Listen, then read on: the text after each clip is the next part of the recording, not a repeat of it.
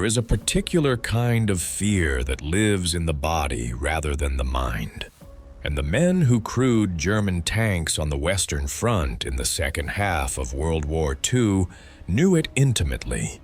because the thing that kept them awake at night, the thing that made experienced Panzer commanders with years of combat behind them hesitate before moving their vehicles into open ground, was not the Sherman tank, which they could destroy at comfortable ranges with almost contemptuous ease. And it was not the Allied air power, terrifying as that was, when the weather cleared and the Jabos came screaming down out of the clouds with rockets and bombs and cannon fire that could peel open the top armor of any vehicle on the road. It was something older and in many ways more relentless than either of those threats. Something they often heard before they saw. A sound arriving from nowhere and everywhere at once. The whistle and shriek of shells descending from trajectories so steep they seemed to fall from the sky itself rather than from any visible gun position. Something that could find them behind ridgelines and inside villages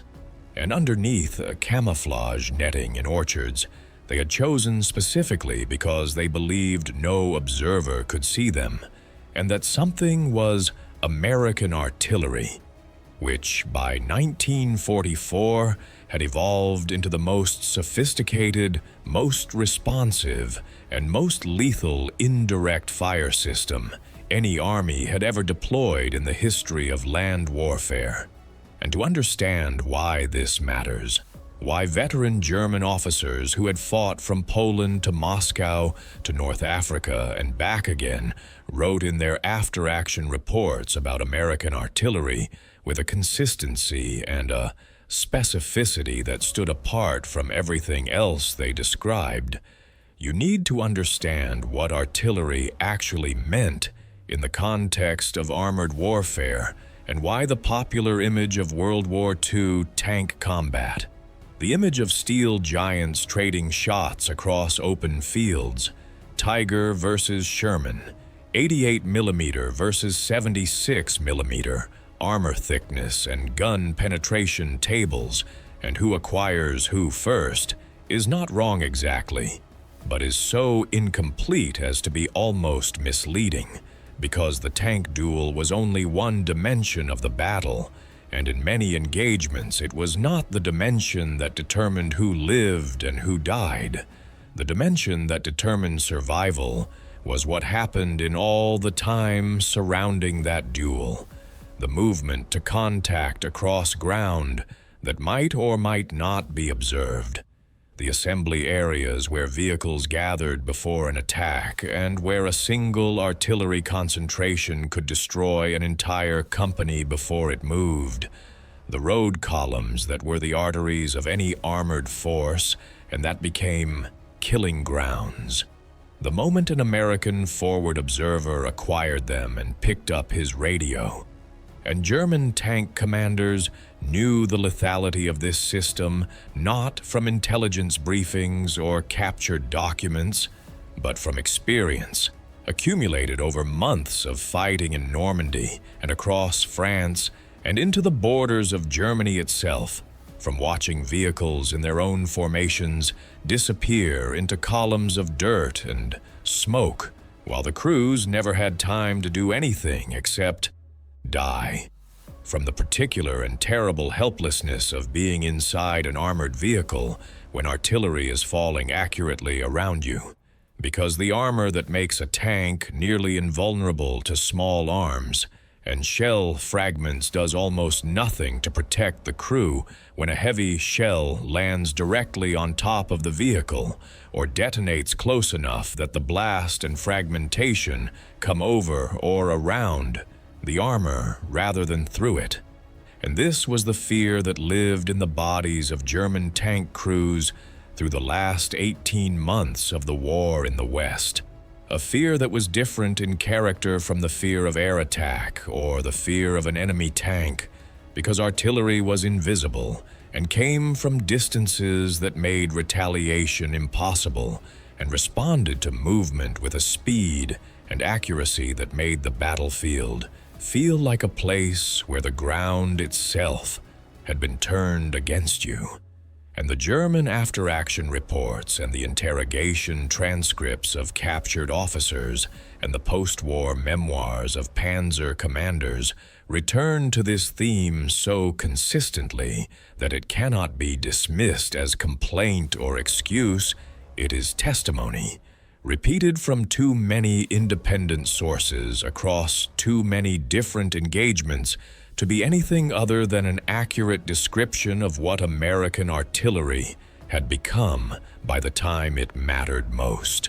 To understand what made American artillery so feared, you have to go back to the doctrine and the technology and the organizational innovations that the United States Army had been quietly developing through the 1930s and refining through the early war years in North Africa and Sicily and Italy, innovations that came together on the Western Front in ways that surprised even the Americans themselves, and that the German Army, for all its tactical sophistication and its genuine excellence in so many areas of military practice, never fully found an answer to. And the centerpiece of the whole system, the innovation that more than any other single thing explains why American artillery performed the way it did, was something called the Fire Direction Center, which sounds like a piece of military bureaucracy, but was in practice one of the most consequential tactical revolutions of the entire war. Because before the Fire Direction Center, the standard method of controlling artillery across every major army was for each battery to operate largely as an independent unit, receiving general orders from above, but calculating its own firing data, managing its own communications with observers, essentially functioning as a self-contained system that happened to be positioned near other artillery units.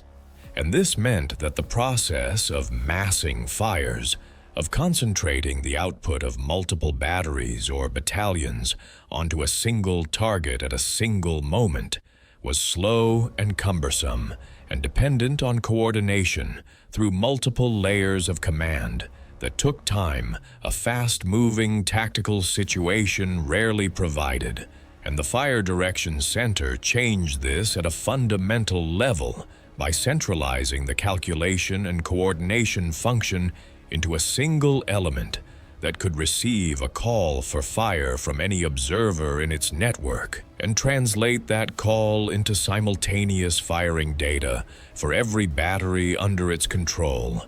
allowing a single forward observer with nothing more than a radio and a map reference to bring the massed fires of an entire artillery battalion or multiple battalions onto a target within minutes of acquiring it. All the shells from all those batteries calculated to arrive at the same moment from different directions. The mathematical coordination handled centrally so that the observer in the field only needed to describe what he was seeing and where it was. And the effect of this on the receiving end was not like being hit by one battery of artillery engaging a target in the traditional way. It was qualitatively different. It was the ground erupting simultaneously across a wide area with no warning and no obvious source. And the forward observers who made this system function were themselves a revolution in how ground forces operated. Trained soldiers attached to infantry battalions and armored units at the company and battalion level who moved with the combat elements at the front, shared their positions and their fields of view, understood the tactical situation they were observing because they were physically inside it, and could translate what they were seeing into fire missions with a speed and accuracy that a battery commander sitting miles behind the front in a traditional arrangement could never have matched. and these observers became so valuable and so dangerous to German operations that German units developed specific doctrines for identifying and eliminating them, because the man with the radio and the binoculars calling the fire was often more dangerous to a German armored formation than any single Allied tank on the field.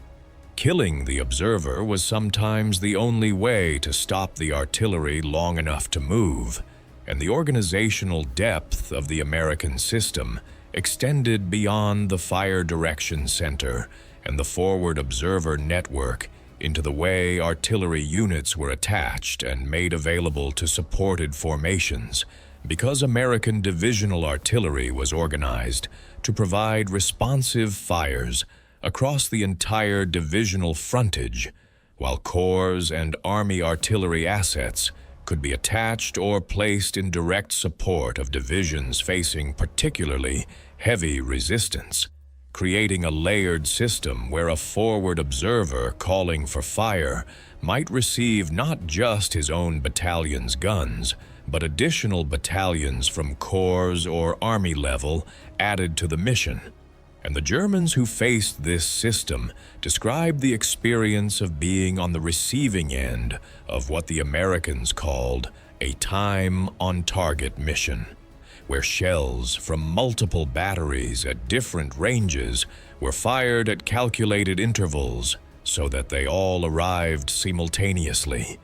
as something that bore no resemblance to the artillery they had experienced on the Eastern Front or in North Africa, more concentrated, arriving faster, seeming to anticipate movement rather than simply react to it. And the introduction of the proximity fuse in the European theater in late 1944 added a final layer of lethality to a system that was already the most effective of its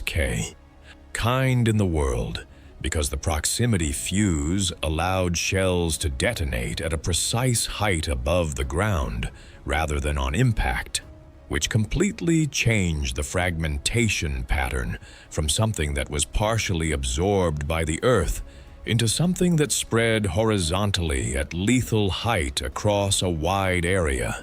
which meant that troops in slit trenches who would have survived a direct impact, fuse detonation, were now vulnerable to airbursts that reached into their positions, and tank crews who had learned through experience that artillery near misses were survivable found that the new fuses turned every near miss into a potentially lethal event for anyone outside their vehicle, and a terrifying, the practical consequences of American artillery dominance showed up in German tactical behavior in ways that shaped every major engagement on the Western Front, from the breakout at Saint-Lô through the final collapse in the spring of 1945. And the most significant of these behavioral changes was the German shift to night movement. Because daylight movement of armored columns within range of American artillery had become so consistently costly by the summer of 1944 that experienced German commanders refused to do it whenever they had any choice. And this was not timidity, but a rational response to a threat that had demonstrated its lethality across enough engagements that ignoring it was simply a way of destroying your own force before it reached the battlefield. Because a road column that an American forward observer could see was a road column that American artillery could engage within minutes, and the accuracy and responsiveness of the fire direction center system meant that a column spotted moving in the morning could expect fires within minutes of acquisition and could then expect those fires to follow it, adjusting as it moved, hitting it again when it stopped.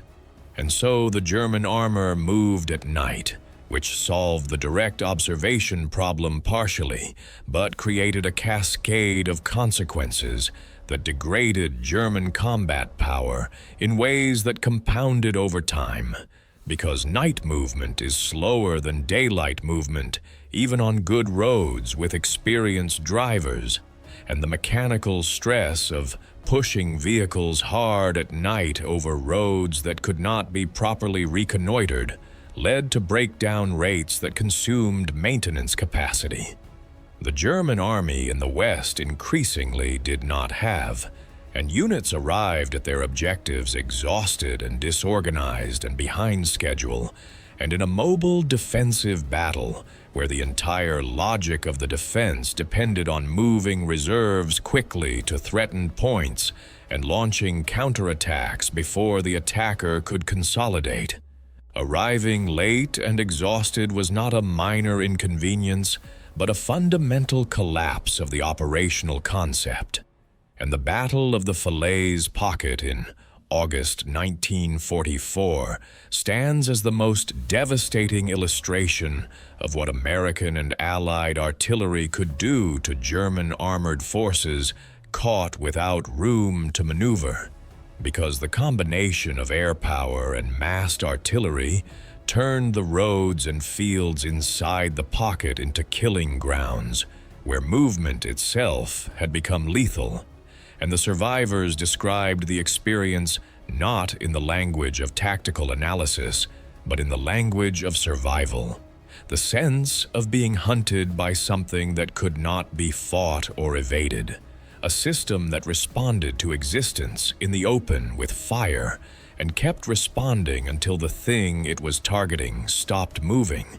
And this experience, repeated across enough engagements, produced the particular fear that defined the German armored soldiers' relationship with the Western Front,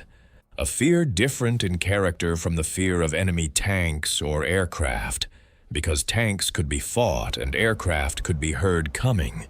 but the artillery was always there, patient and invisible, connected through observers and radios and fire direction centers to every movement on the battlefield. And the German tank crews who survived and wrote about it afterward returned to this theme in memoir after memoir. Not the Sherman that was technically inferior to their own vehicles, not even the aircraft that had terrorized their columns, but the artillery that had made the ground itself feel like an enemy. And that feeling, that corrosive loss of confidence in the ground beneath them, was as much a product of American artillery as any of the vehicles it physically destroyed. And it is why the men who came home from those tanks remembered the artillery long after they had stopped thinking about the Shermans, because the Shermans were something they could see and engage and sometimes beat, but the artillery was something they could only endure. And American artillery found the limit of that endurance in the hedgerows of Normandy and on the roads of France and in the frozen ground of the Ardennes and finally in Germany itself, until there was nothing left to endure and the war was over and the guns went quiet.